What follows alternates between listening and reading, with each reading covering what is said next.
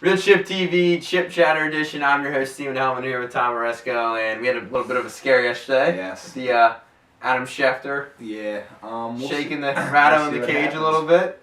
See what happens, man. I got my coat on. I'm feeling cold in Philly right I now. I feel cold. Yeah. I don't know what people are thinking. I wrote an article, Patience or Panic, a couple, like last week actually, and for Inside the Eagles, and honestly, it looks like more people are on the panic train, especially after that big loss. So, I mean, look, my buddy says it best. If you go into a restaurant and you complain about the food and nothing, you complain about the food and nothing changes, then you're gonna stop going to the restaurant. So if fans keep complaining about Chip Kelly and Laurie doesn't do something about it, or Chip doesn't feel the heat and just say, "Hey, I'm out of here," then I mean, people are gonna stop going to the games. Yeah, no, I mean it's getting bad. I mean, we both go to most of the games, and they were gone in midway through the third quarter. Yeah, and you know what? Down 2 touchdowns for leaving. So I mean, it's understandable to be frustrated. You can't blame the people. Understandable. Yeah. I saw something.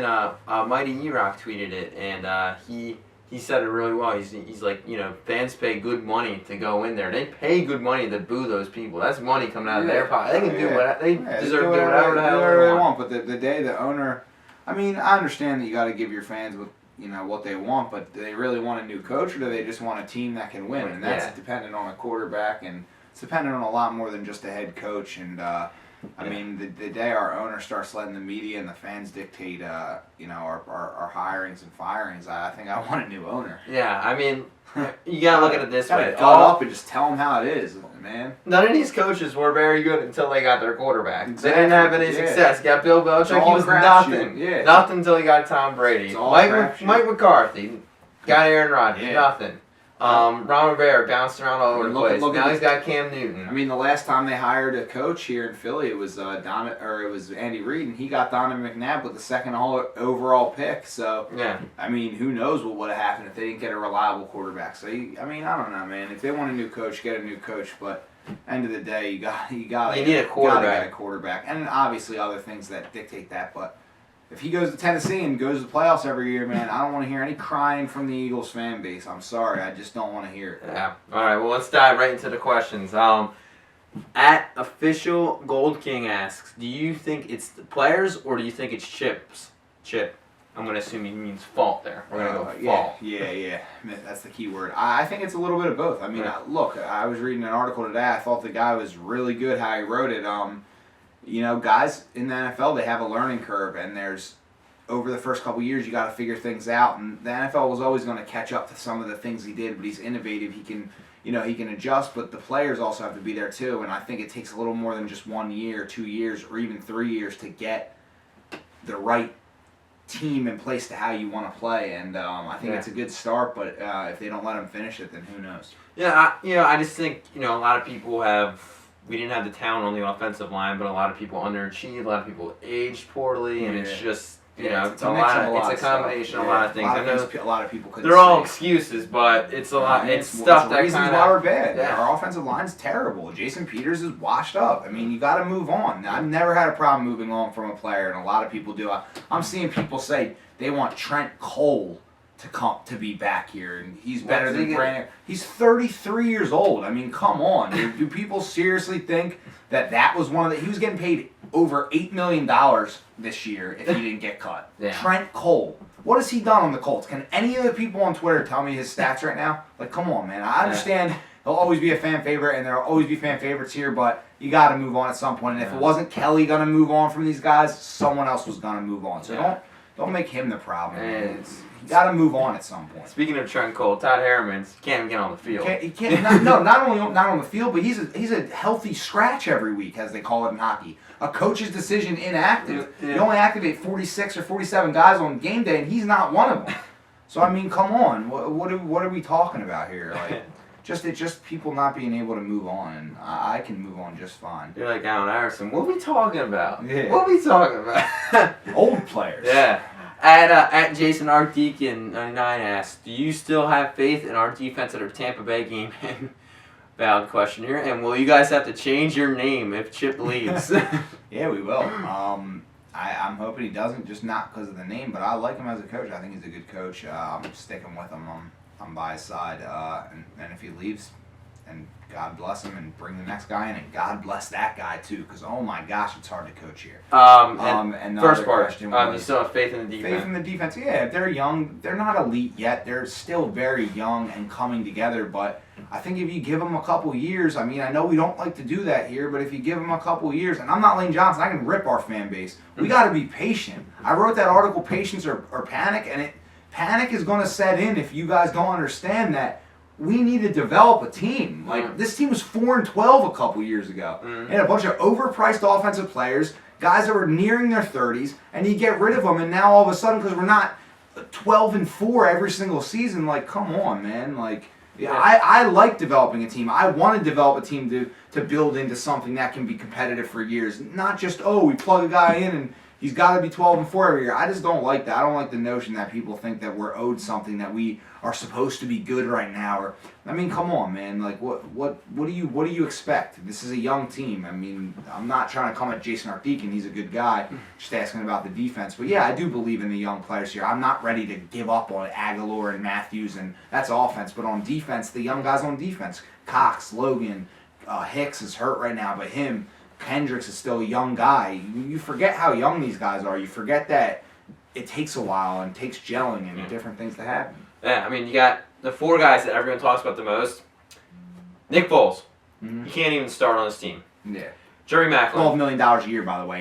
He's making $12 million, not $900K. Yeah. Jerry Macklin, not doing anything this year. Yeah, not doing anything. Not a 1,000-yard receiver. He might help us. He might be helping us this year. Yeah. But he sucks. He's on my fantasy team. He would help us, but not for $11 million. No, he would. Sean McCoy, I'll give you LeSean McCoy's having a decent year. Solid. But we got Murray. And Deshaun Jackson doesn't even care about football. So the 4 guys that everyone talks about, oh man, if we had these guys, it'd be so much better. Would we? Yeah, we'd waste our whole budget on 3-4 guys that wouldn't be that have not done anything. Like, I just love the idea of starting fresh, starting young, starting new, starting a new regime, and no one else does. So I mean, blame me if I'm telling anything wrong, but that's just my opinion. Yeah. At Matt Arnold asked, do you think we should give Chip another year? That's a strong yes.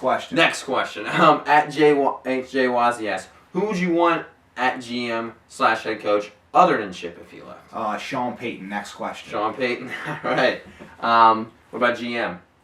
Sean Payton. Next question. Woo! All right. At CH_Doppler if Chip gets fired at the end of the season, would you see Jim Harbaugh leaving Michigan and coming to Philly with Kaepernick? Can you imagine the headlines? Yeah, that'd be nuts, but nah, I don't see that coming at all. Yeah. We need to speed through these two because we got this weird YouTube thing. Yeah, we gotta keep it under 15. So, no, I don't think Harbaugh's leaving. He's just turning that program around. You watching him? Yeah, no. If he left, I wouldn't even want him. I couldn't trust him. If he just bailed like that, my god, that'd be horrible. At Colin_Zatelli ask if we get a good draft pick and we could draft any QB in the draft this year, who would you want? We talked about this. I really like Jared Goff. He looks really good, but there's some other guys too. The Oklahoma quarterback's pretty good. Baker Mayfield, I think his name is. There's a couple guys, man. I mean, look, getting a young quarterback and starting over, it's not detrimental. I think that'd be a good fresh start for Philly. Give him something to get behind and cheer for him, and hope he can develop. But I don't know if they want to give Chip that leeway, so we'll see what happens. Yeah. At the_great_white_Mexican. Which O-line would you draft in the first round? Also, do you like JT Barrett or the QB from Memphis? I do not know the QB from Memphis. JT Barrett's only a sophomore, so he can't come out. The QB from Memphis is Paxton Lynch. He's pretty good, but I know that name.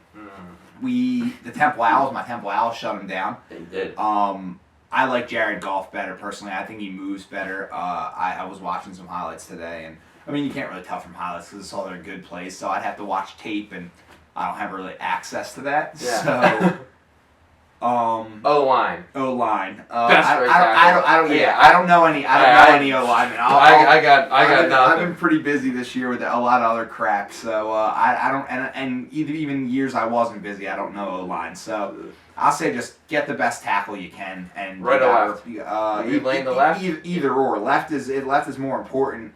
But if they can play, I mean, it just in the draft they go like offensive linemen can play anywhere. You have to be able to play anywhere. Like Brandon Scherf got picked 5th overall.